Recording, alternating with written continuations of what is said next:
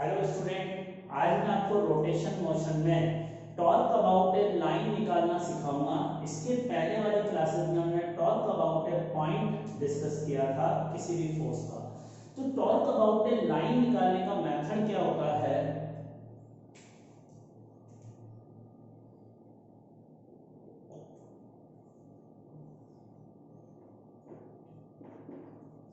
देखिए, यहां पर एक फोर्स लग रहा है इस डायरेक्शन में F। मुझे इस F फोर्स का टॉर्क इस लाइन AB के अबाउट कैलकुलेट करना है।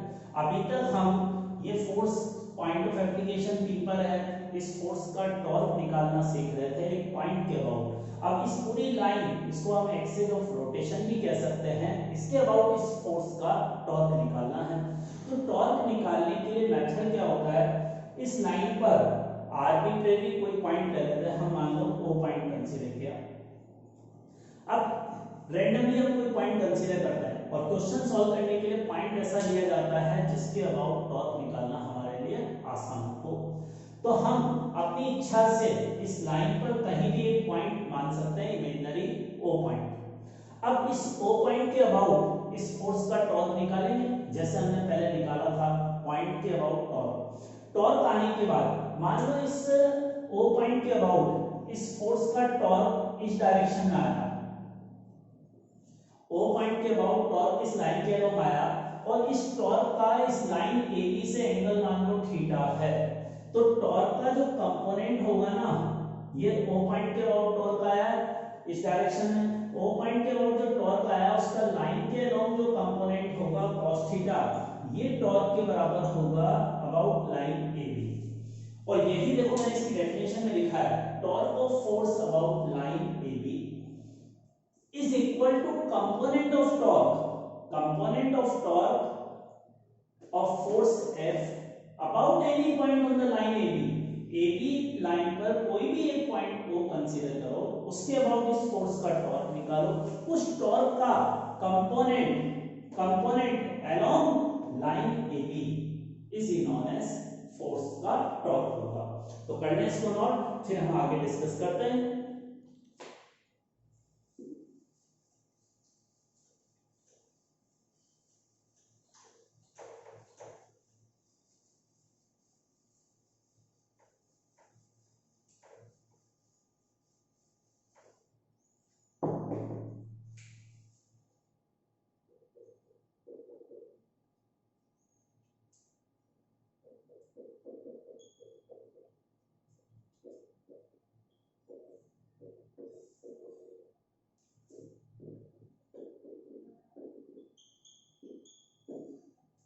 अब देखो, पहला केस ये डिस्कस कर रहे हैं कि फोर्स और line of AB are parallel to each other. इसका मतलब क्या होगा? ये AB लाइन है और फोर्स इस लाइन के पैरेलल लग रहा है। ये फोर्स की line of action and AB line दोनों पैरेलल है। मुझे इस फोर्स का AB लाइन के अलोंग टॉर्क निकालना है, तो इसका आंसर होगा टॉर्क बराबर 0। अब देखो, ये एक रिजल्ट है, पहले केस में इसका रिजल्ट हमारा आया कि टॉर्क क्या होगा? 0। अब टॉर्क 0 होने का रीजन समझे हम।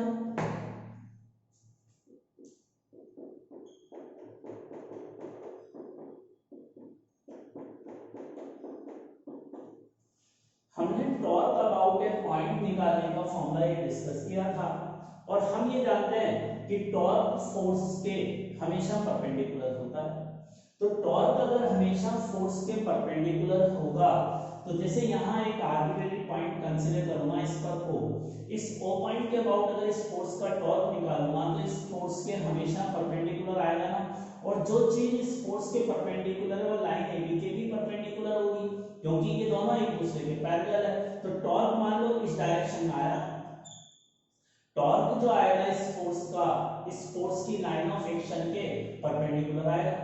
अब अगर टॉर्क इस डायरेक्शन में आया तो इस टॉर्क का इस लाइन के अलोंग कंपोनेंट क्या होगा?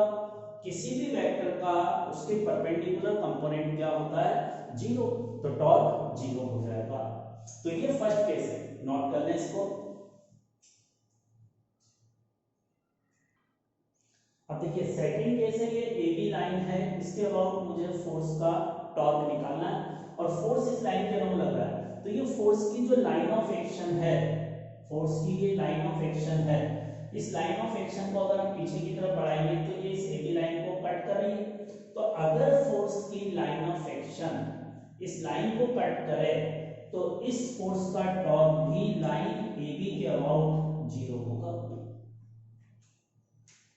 अब देखो 0 होने का रीजन क्या है, हम ये एक इंपॉर्टेंट कंसेप्ट जानते हैं कि अगर इस फोर्स का टॉर्क इसी लाइन पर लोकेटेड किसी पॉइंट के अबाउट निकालूंगा, ये जो O पॉइंट है इस AB लाइन पर मैंने यहां कट किया जहां इंटरसेक्शन हो रहा है। अब अगर मैं इस फोर्स F का टॉर्क इस O पॉइंट के अबाउट निकालूं और ये O पॉइंट इसी की लाइन ऑफ एक्शन पर होगा तो इस फोर्स का टॉर्क O पॉइंट के अबाउट 0 आएगा और 0 का इस लाइन के अराउंड कंपोनेंट भी 0 होगा।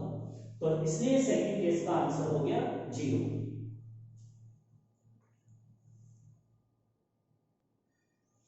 अब देखिए थर्ड केस ये है कि फोर्स की line of action and line AB are perpendicular to each other and not intersect each other. जैसे AB लाइन जो है इस कॉपी के प्लेन में, बोर्ड के प्लेन में, और फोर्स को मैं इस तरह से सर्कल में क्रॉस बना के बता रहा हूं, मतलब फोर्स क्या है, कॉपी के परपेंडिकुलर है अंदर की तरफ। तो फोर्स की लाइन ऑफ एक्शन कॉपी के परपेंडिकुलर है, तो ये जो लाइन ऑफ एक्शन है ये इस AB लाइन के परपेंडिकुलर है और ये दोनों आपस में इंटरसेक्ट भी नहीं कर रही। तो इस कंडीशन में टॉर्क 0 नहीं होगा और यहां से यहां तक की ये डिस्टेंस क्या होगी, d के बराबर। ये हमने d डिस्टेंस मान ली। तो अब AB लाइन के अबाउट जो टॉर्क होगा वो बराबर होगा, जैसे अगर यहां इसी लाइन पर मैं यहां एक O पॉइंट कंसीडर करूं तो O पॉइंट के अबाउट इस फोर्स का टॉर्क निकालूंगा तो O पॉइंट से इस फोर्स की लाइन ऑफ एक्शन की मिनिमम शॉर्टेज डिस्टेंस d है, तो O पॉइंट के अबाउट टॉर्क आएगा F * d के बराबर। अब ये जो टॉर्क आएगा यह F के भी परपेंडिकुलर होगा और इस लाइन के भी परपेंडिकुलर होगा। अब देखो F के परपेंडिकुलर और इस लाइन दोनों के परपेंडिकुलर तो AB लाइन ही है बस, तो इसका सारा टॉर्क AB लाइन के इक्वल हो जाएगा, उसी के अराउंड होगा। तो ये AB लाइन के अबाउट टॉर्क निकालने का फॉर्मूला हो गया।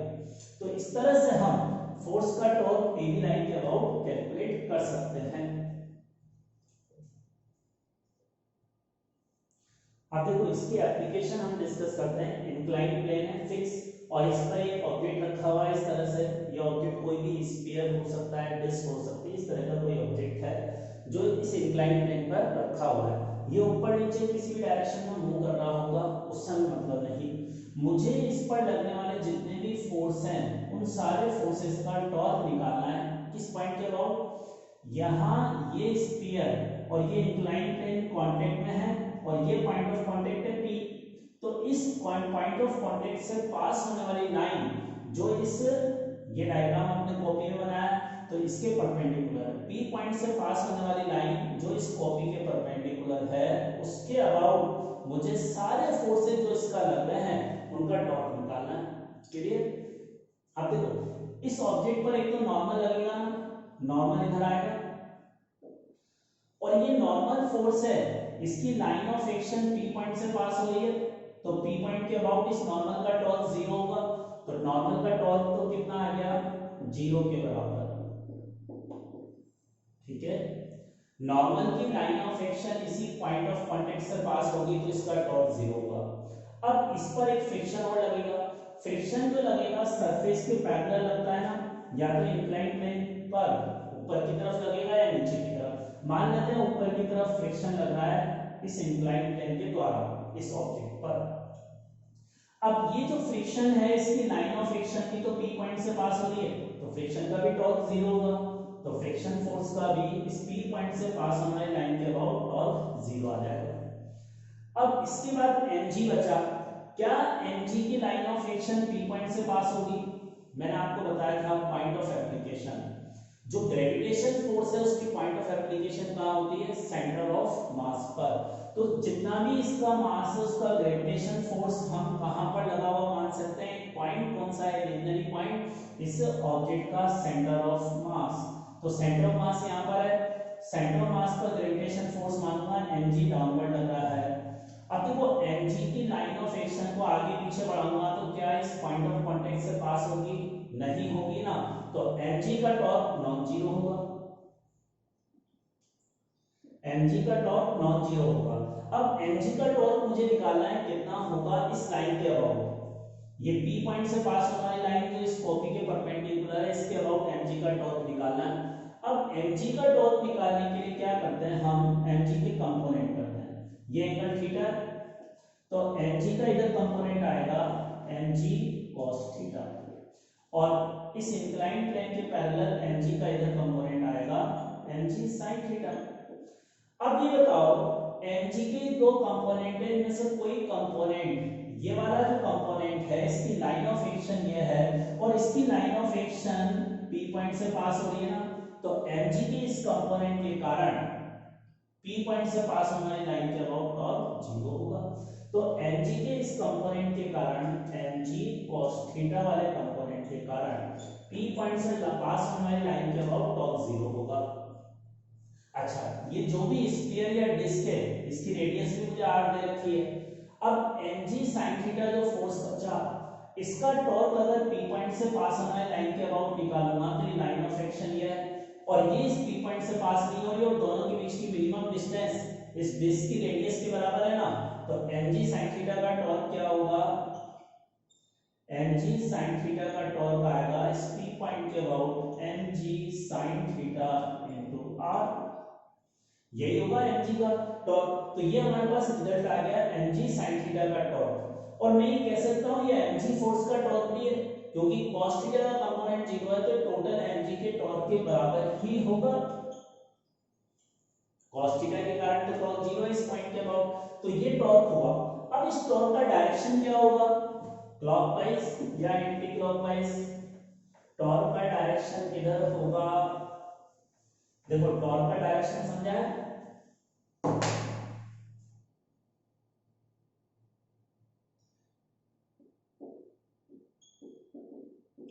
ये mg sin थीटा फोर्स यहां लग रहा था और मुझे इसका टॉर्क इस P पॉइंट के अबाउट निकालना था, तो यहां इसकी पॉइंट ऑफ एप्लीकेशन है तो ये r वेक्टर होगा।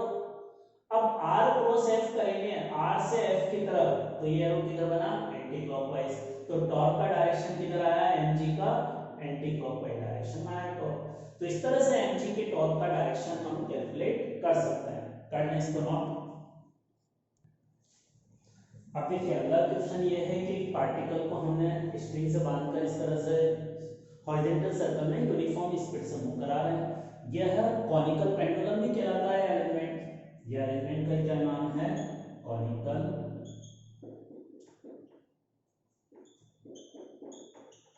हमने इसका टाइम पीरियड वगैरह सब निकाला था सर्कुलर मोशन के चैप्टर में। अब देखिए इसका हमें यहाँ पर ये पार्टिकल अगर ऐसे सर्कल में मूव कर रहा है तो इस पर जितने भी फोर्स लग रहे हैं उन सब का टॉर्क मुझे कैलकुलेट करना है। किन किन पॉइंट के अबाउट, एक पॉइंट ऑफ सस्पेंशन के अबाउट और एक ही पार्टिकल जिस सर्कल में मूव कर रहा है उसका सेंटर ये है, इस सेंटर के अबाउट, और एक सेंटर को और पॉइंट ऑफ सस्पेंशन को ज्वाइन करने वाली लाइन है इसके अबाउट टॉर्क निकालना है। तो ये हमारे कुछ पार्ट हैं इस क्वेश्चन के और उसी से हमें नेट टॉर्क भी निकालना है। तो देखिए इस पर न्यूटन्स लॉ लगाते हैं हम।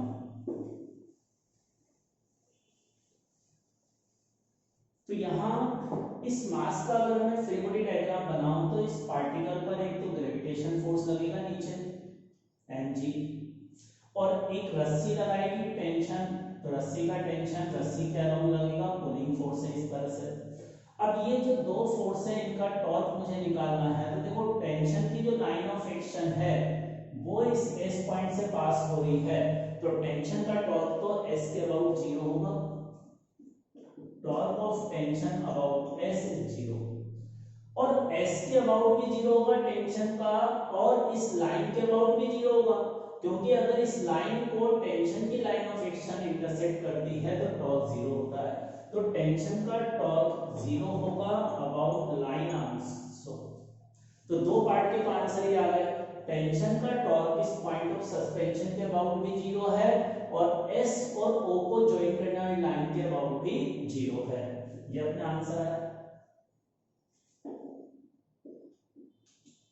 अच्छा एक और चीज, ये mg जो फोर्स है इसकी लाइन ऑफ एक्शन इस एसओ लाइन के पैरेलल है ना, और अगर लाइन के फोर्स पैरेलल होता है तो उसका टॉर्क भी जीरो होता है। तो इसका मतलब mg फोर्स का टॉर्क इस एसओ लाइन के अबाउट भी जीरो होगा। ये दूसरा आंसर। या तो लाइन ऑफ एक्शन इसको कट कर दे या लाइन ऑफ एक्शन पैरेलल हो जाए तो टॉर्क जीरो होता है। तो अब देखो mg का टॉर्क मैंने निकाल लिया, टेंशन का टॉर्क भी निकाल लिया मैंने लाइन SO के अबाउट, और दोनों का टॉर्क जीरो आया। लेकिन पॉइंट के अबाउट अगर आप टॉर्क निकालूं mg फोर्स का, S पॉइंट के अबाउट टॉर्क निकालना है, तो देखो ये mg की लाइन ऑफ एक्शन की S पॉइंट से मिनिमम डिस्टेंस ये है ना, ये सर्कल की रेडियस r के बराबर। तो mg का टॉर्क अबाउट पॉइंट S कितना होगा, mg इंटू r के इक्वल। ये S पॉइंट के अबाउट mg का टॉर्क निकालूंगा तो इसके इक्वल आएगा, और इसी तरह से O पॉइंट के अबाउट निकालूंगा तो भी ये आएगा। तो O पॉइंट के अबाउट भी टॉर्क यही होगा mg का। तो ये बाकी तो आंसर और ही आ रहा है अपने पास। क्लियर? अब एक पार्ट बचा हमारा बस, इस टेंशन का टॉर्क मुझे इस O पॉइंट के अबाउट निकालना है। टेंशन का टॉर्क O पॉइंट के अबाउट कैलकुलेट करना है। पहले इसको नोट कर लो आप ताकि हम आगे बढ़ सकें। अब देखो टेंशन का टॉर्क निकालना है मुझे सेंटर के अबाउट, तो मैं इसको निकालने के लिए टेंशन के कंपोनेंट कर देता हूं। ये एंगल थीटा है तो ये एंगल थीटा होगा। अब टेंशन का इधर कंपोनेंट कॉस में आएगा, इधर साइन में आएगा। अब मुझे इस O पॉइंट के अबाउट टॉर्क निकालना है, और टेंशन का ये वाला कंपोनेंट की लाइन ऑफ एक्शन कॉस से पास हो रही है, तो t sin थीटा के कारण तो टॉर्क जीरो होगा। और t cos थीटा वाले कंपोनेंट की लाइन ऑफ एक्शन इस लाइन के अलोंग है ना, तो इसकी यहां से मिनिमम डिस्टेंस कितनी है, r। तो t cos थीटा कंपोनेंट के कारण टॉर्क किसके बराबर होगा। दूसरी चीज देखो, ये पार्टिकल अगर ऐसे सर्कल में मूव कर रहा है तो mg और t cos थीटा तो बराबर होंगे ना न्यूटन्स लॉ से।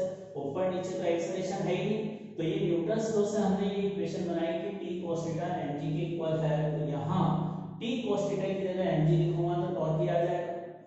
अब देखो मैंने जब इस वाले पॉइंट के अबाउट अगर मैं बात करूं तो यहाँ mg का टॉर्क और t cos थीटा का टॉर्क बराबर आ रहा है मैग्नीट्यूड में, और डायरेक्शन अपोजिट है। तो अगर टोटल टॉर्क निकालूंगा इस पॉइंट O के अबाउट तो वो जीरो आएगा। तो resultant torque about O point is equal to zero. अगर ये पार्टिकल जिस सर्कल में मूव कर रहा है उसके about resultant torque O point के अबाउट इस पर जीरो आ रहा है, लेकिन पॉइंट ऑफ सस्पेंशन के अबाउट टेंशन का तो टॉर्क जीरो था और mg का नॉन जीरो था। तो पॉइंट ऑफ सस्पेंशन के अबाउट जो नेट टॉर्क है, net torque about point of suspension वो जीरो के बराबर नहीं है, और किसके इक्वल है, mg इंटू r के इक्वल है। तो नेट टॉर्क क्या आ रहा है, ये नॉन जीरो आ रहा है। तो ये S पॉइंट के अबाउट टॉर्क नॉन जीरो आता है, इस O पॉइंट के अबाउट टॉर्क जीरो आता है, और इस लाइन के अबाउट भी नेट टॉर्क जीरो आता है। टेंशन का भी जीरो, mg का भी जीरो। तो ये हमारे पास रिजल्ट आया। अब देखो एक और रिजल्ट यहां से, r और l में क्या रिलेशन होगा, sin theta is equal to r upon l लिख सकता हूं।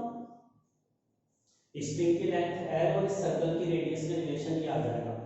अब एक और इंपॉर्टेंट कांसेप्ट हमारा आता है, जैसे न्यूटन्स लॉ में हमने पढ़ा था अगर फोर्स जीरो होता है तो लीनियर मोमेंटम कंजर्व होता है।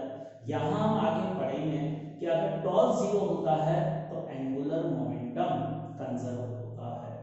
और यहां टॉर्क किस पॉइंट के अबाउट जीरो है, एक तो O पॉइंट के अबाउट और एक इस लाइन के अबाउट टॉर्क जीरो है।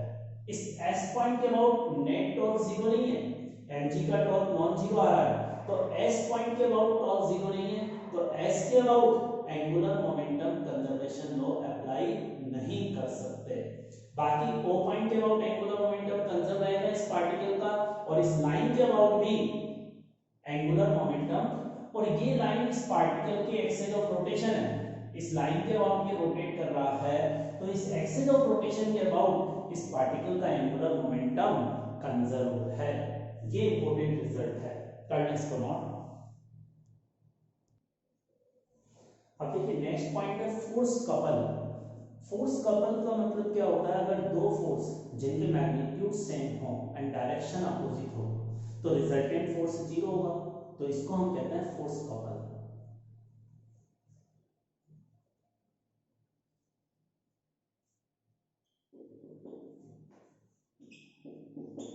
ये दो फोर्स है, एक ऊपर की तरफ लग रहा है एक नीचे की तरफ, दोनों के मैग्नीट्यूड सेम होने चाहिए, और ये दोनों फोर्स की जो लाइन ऑफ एक्शन है, इस फोर्स की लाइन ऑफ एक्शन ये है, इस फोर्स की लाइन ऑफ एक्शन ये, दोनों की लाइन ऑफ एक्शन एक दूसरे के पैरेलल होनी चाहिए। अगर किसी ऑब्जेक्ट पर इस तरह से दो फोर्स लगते हैं सेम मैग्नीट्यूड के अपोजिट डायरेक्शन में but parallel to each other, तो ये दोनों फोर्स का जो ग्रुप है, सिस्टम है, that is called force couple. अब देखो इन दोनों फोर्स की जो लाइन ऑफ एक्शन है इसके बीच की डिस्टेंस d है। अब अगर इनके बीच की डिस्टेंस d है तो इस फोर्स कपल का जो टॉर्क होगा that is equal to force into दोनों के बीच की परपेंडिकुलर डिस्टेंस। इसके बराबर आएगा ये टॉर्क। दोनों फोर्स ये जो लग रहे हैं, इन फोर्स की जो लाइन ऑफ एक्शन है इसके परपेंडिकुलर जो डिस्टेंस है वो आर परपेंडिकुलर, फोर्स कपल का टॉर्क ये होगा। अब देखो इस फोर्स कपल का डायरेक्शन क्या होगा, डायरेक्शन को समझने के लिए अगर रोड पर एक फोर्स इधर लगाऊंगा एक फोर्स इधर लगाऊंगा तो रोड कैसे घूमेगी, जैसे ये रोड है पेन, इस पर एक फोर्स इस एंड पर इधर लगाऊं एक इधर लगाऊं तो रोड ऐसे रोटेट होगी ना, तो कैसे रोटेट होगी, क्लॉकवाइज। तो इस फोर्स का टॉर्क अभी यहाँ किस डायरेक्शन में, क्लॉकवाइज डायरेक्शन में। और फोर्स कपल के टॉर्क की इंपॉर्टेंट चीज ये होती है कि इसका टॉर्क किसी भी पॉइंट के अबाउट निकालो सेम आता है। जैसे मैं अगर मान लो ये क्या चीज है, ये अकेले F1, ये F1 और F2 जो दोनों फोर्स लग रहे हैं ना, इनका रिजल्टेंट टॉर्क है ये, और ये रिजल्टेंट टॉर्क हर पॉइंट के अबाउट सेम होता है। जैसे मान लो रोड पर यहाँ एक पॉइंट है A, ये B पॉइंट है, ये C पॉइंट है। अगर मैं इस A पॉइंट के अबाउट टोटल टॉर्क निकालूं, B पॉइंट के अबाउट निकालूं और C पॉइंट के अबाउट निकालूं, हर पॉइंट के अबाउट फोर्स कपल का टॉर्क सेम होता है। Torque of force couple about every point should be same. ये फोर्स कपल के टॉर्क का मीनिंग है। कर्नेस बनो। अब देखिए पॉइंट ऑफ एप्लीकेशन का मतलब क्या होता है कि हम एक ऑब्जेक्ट पर एक से ज्यादा नंबर ऑफ फोर्सेस लग रहे हैं, तो उन सारे फोर्सेस के रिजल्टेंट फोर्स को हम जिस पॉइंट पर इमेजिन कर सकते हैं लगा हुआ, उसको पॉइंट ऑफ एप्लीकेशन। और वो पॉइंट ऐसा होना चाहिए कि सारे अलग अलग फोर्सेस जितना जैसा नेट ट्रांसलेशन और रोटेशन मोशन प्रोड्यूस करते हैं, अगर उन सब फोर्सेस को हटाकर उस सिंगल फोर्स को अगर उस पॉइंट पर लगाऊं तो नेट इफेक्ट सेम होना चाहिए, चाहे ट्रांसलेशन मोशन में चाहे रोटेशनल मोशन में। इस पर एक एग्जांपल के थ्रू डिस्कस करते हैं हम। यहाँ इस रोड पर एक फोर्स 20 न्यूटन का यहाँ लग रहा है, एक 30 न्यूटन का यहाँ लग रहा है। अब इस 20 न्यूटन के फोर्स की पॉइंट ऑफ एप्लीकेशन ये दे रखी है, 30 की ये दे रखी है। अब इन दोनों का जो रिजल्टेंट, दोनों फोर्स को हटाकर एक सिंगल फोर्स कहाँ लगाऊं, उस सिंगल फोर्स की पॉइंट ऑफ एप्लीकेशन की मुझे ए पॉइंट से डिस्टेंस बतानी क्या होगी इस क्वेश्चन में। क्लियर?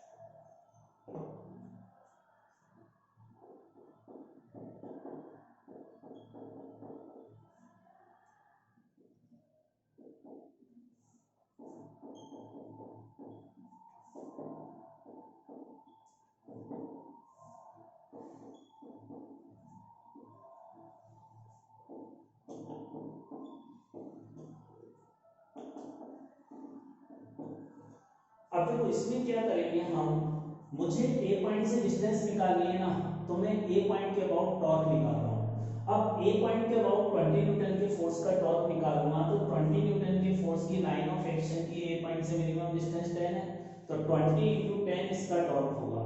अब ये वाला टॉर्क मैंने माइनस में लिया है, उसका रीजन देखिए ए पॉइंट के अबाउट अगर इस फोर्स का टॉर्क निकालूंगा तो आर वेक्टर ये है, अब आर क्रॉस एफ करूंगा तो इस एफ का टॉर्क एंटी क्लॉकवाइज में आएगा, तो ये वाला टॉर्क एंटी क्लॉकवाइज में आ रहा है, इसलिए मैंने माइनस लिया।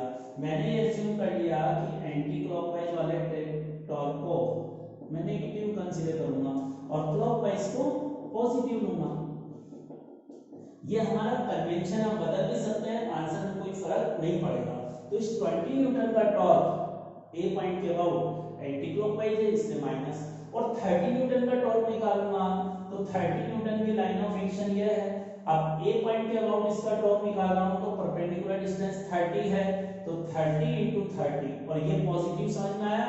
इसके लिए आर वेक्टर देखेंगे तो ये है, और आर क्रॉस एफ करे हुए हैं तो डायरेक्शन किधर आ रहा है, क्लॉकवाइज, तो ये टॉर्क क्लॉकवाइज था, इसलिए पॉजिटिव लिया। अब नेट टॉर्क हमारा 700 आया, तो नेट टॉर्क 700 आने के बाद हम अगर इन दोनों फोर्सेस को हटाकर एक सिंगल फोर्स जोड़े हैं तो वो सिंगल फोर्स कितना होगा, देखो अब ये लोड है, ये पॉइंट इन दोनों, ये 20 ऊपर लग रहा है, 30 न्यूटन लग रहा है, तो 10 न्यूटन नीचे लगेगा ना, तो 10 न्यूटन नीचे की तरफ फोर्स लगाऊंगा। लेकिन अब हमारा क्वेश्चन ये है कि 10 न्यूटन जो नीचे की तरफ फोर्स लगाएंगे रिजल्टेंट, वो यहाँ लगाएंगे या उसकी पॉइंट ऑफ एप्लीकेशन क्या होगी। तो इस फोर्स की पॉइंट ऑफ एप्लीकेशन मान लो यहाँ है, तो इसकी ये डिस्टेंस बतानी होगी कितनी होगी।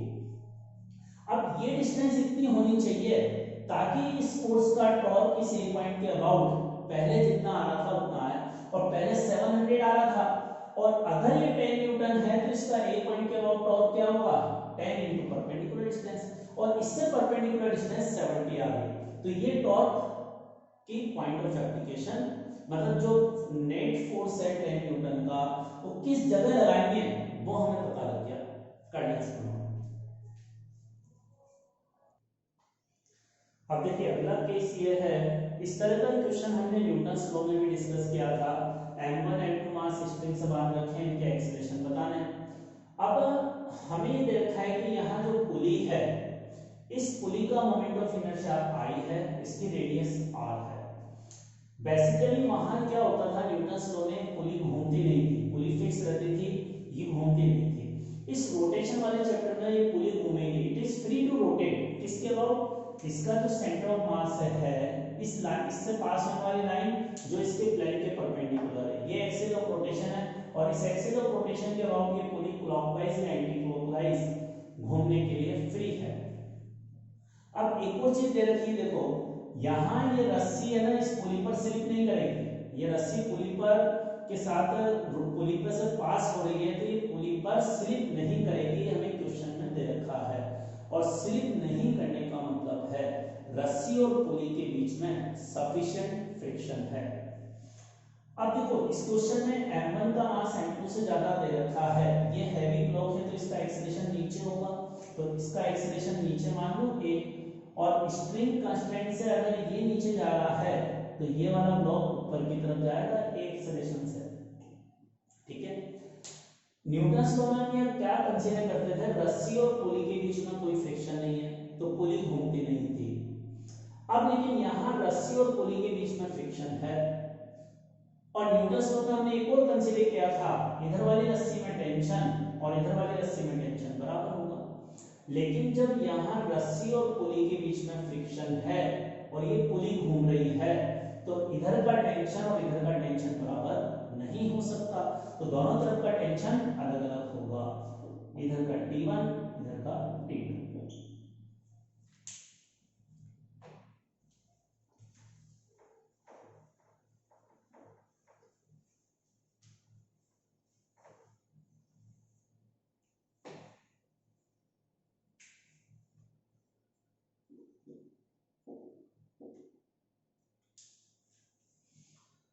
अब देखो सबसे पहले m1 पे न्यूटन्स लॉ लगाएं, तो m1 पर अगर न्यूटन्स लॉ देखेंगे तो इसका फ्री बॉडी डायग्राम बनाएं।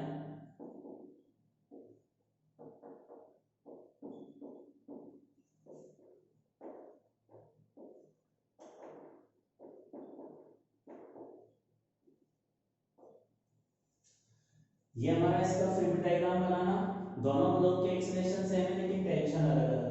अब m1 पर न्यूटन्स लॉ की इक्वेशन क्या बनेगी, एक्सेलरेशन की डायरेक्शन में ये फोर्स है, ये पॉजिटिव लूंगा, टेंशन T1 को नेगेटिव लेंगे।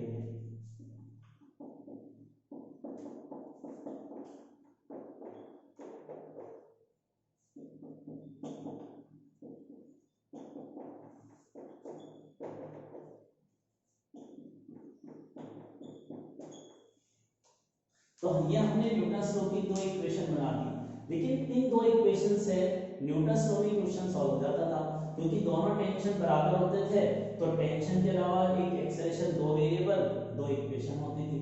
लेकिन यहाँ ये तीन वेरिएबल हैं और अभी इक्वेशन दो बनी है, तो हमें एक और इक्वेशन बनानी पड़ेगी और वो एक इक्वेशन हम इस पुली पर न्यूटन्स लॉ की लगाएंगे। तो देखो पुली पर न्यूटन्स लॉ की इक्वेशन कैसे बनेगी उसको समझते हैं। ये डायग्राम नोट कर लिया। अब मैं पुली का फ्री बॉडी डायग्राम बना रहा हूं, तो देखो इस पर न्यूटन्स लॉ की इक्वेशन बनाने के लिए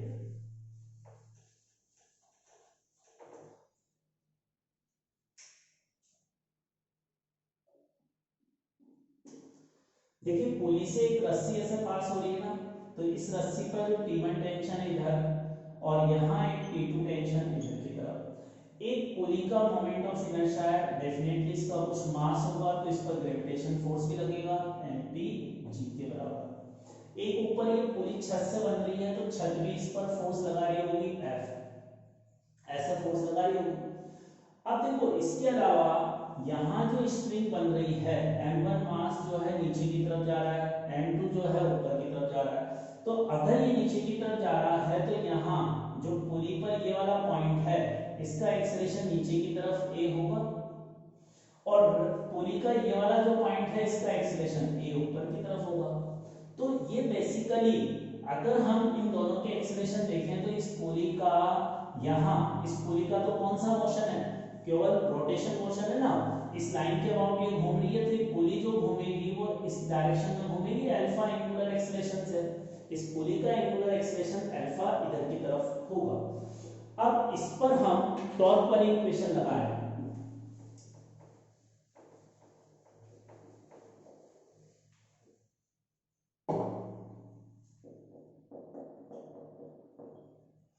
इस पुली पर ये इक्वेशन लगाऊंगा और टॉर्क इस एक्सेस ऑफ रोटेशन के अबाउट निकालूंगा, ये एक्सेस ऑफ रोटेशन है। अब देखो एक्सेस ऑफ रोटेशन के अबाउट निकालूंगा तो ये फोर्स की लाइन ऑफ एक्शन इससे पास हो रही है, तो इस फोर्स का टॉर्क 0 होगा और mg का भी 0 होगा, दोनों फोर्स का टॉर्क 0 हो गया।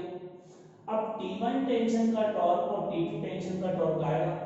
T1 का टॉर्क जो है किस डायरेक्शन में आएगा, इस पुली पर अगर T1 का टॉर्क देखेंगे तो उसका डायरेक्शन देखो T1 इधर लग रहा है और r वेक्टर इधर है ना, तो r क्रॉस f से T1 का टॉर्क का डायरेक्शन किधर आया, एंटी क्लॉकवाइज, और अल्फा भी एंटी क्लॉकवाइज है। तो टॉर्क और अल्फा, जिस फोर्स का टॉर्क अल्फा के डायरेक्शन में होगा उसको पॉजिटिव लिखूंगा, जिसका अल्फा के अपोजिट होगा उसको नेगेटिव। तो T1 का टॉर्क अगर मुझे निकालना है इस लाइन के अबाउट, तो T1 की लाइन ऑफ एक्शन ये है और इसकी सेंटर पॉइंट से डिस्टेंस रेडियस के बराबर है ना, तो T1 का टॉर्क क्या आएगा, T1 into r के इक्वल। और इसी तरह से T2 का टॉर्क निकालूंगा तो r वेक्टर ये r क्रॉस f करूंगा तो ये क्लॉकवाइज आ रहा है और ये क्लॉकवाइज अल्फा के अपोजिट है, तो T2 का टॉर्क नेगेटिव लिखेंगे माइनस T2 into r। ये टोटल टॉर्क आया, mg और f का टॉर्क 0 है, टोटल टॉर्क किसके बराबर आया, अब ये total torque I into alpha के इक्वल होगा। अब देखो अगर इसको थर्ड इक्वेशन कहूं तो इसमें तो एक और वेरिएबल बढ़ गया, अल्फा भी आ गया, तो चार वेरिएबल हो गए, तो हमें एक और इक्वेशन बनानी पड़ेगी। और वो एक और इक्वेशन कैसे बनेगी, उसकी इक्वेशन ये है, हम एक फॉर्मूला जानते हैं, tangential acceleration is equal to alpha into r. ये पुली अगर इसका एंगुलर एक्सीलरेशन है तो इसका टेंजेंशियल एक्सीलरेशन ये होगा। और देखो पुली का टेंजेंशियल एक्सीलरेशन, हम ये कह रहे हैं पुली से रस्सी जा रही है, तो रस्सी और पुली के बीच में कोई रिलेटिव मोशन नहीं है, तो दोनों का एक्सीलरेशन बराबर होगा ना।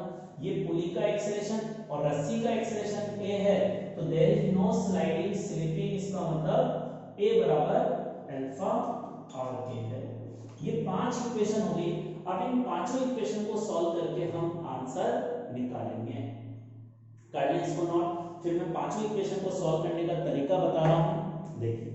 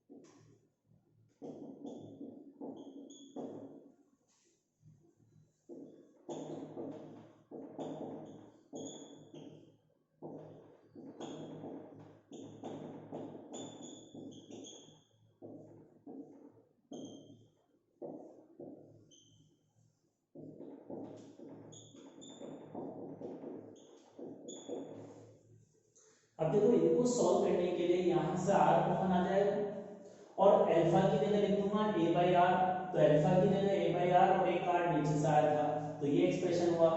अब ये फर्स्ट इक्वेशन, ये सेकंड और ये थर्ड इक्वेशन, तीन फोर्थ फिफ्थ इक्वेशन, इन तीनों को ऐड कर देंगे। जब देखो t1 को ऐड, इन तीनों को ऐड करेंगे तो t1 पॉजिटिव है, ये t1 नेगेटिव है, कैंसिल। ये t2 पॉजिटिव है, ये t2 नेगेटिव है, तो कैंसिल आउट हो जाएगा। तो ये एक्सप्रेशन आ जाएगा इक्वेशन में, और एक्सेलेरेशन की वैल्यू हमारे पास इसके इक्वल आ गई। थैंक यू फॉर टुडे, बाकी हम अगली क्लास में करेंगे।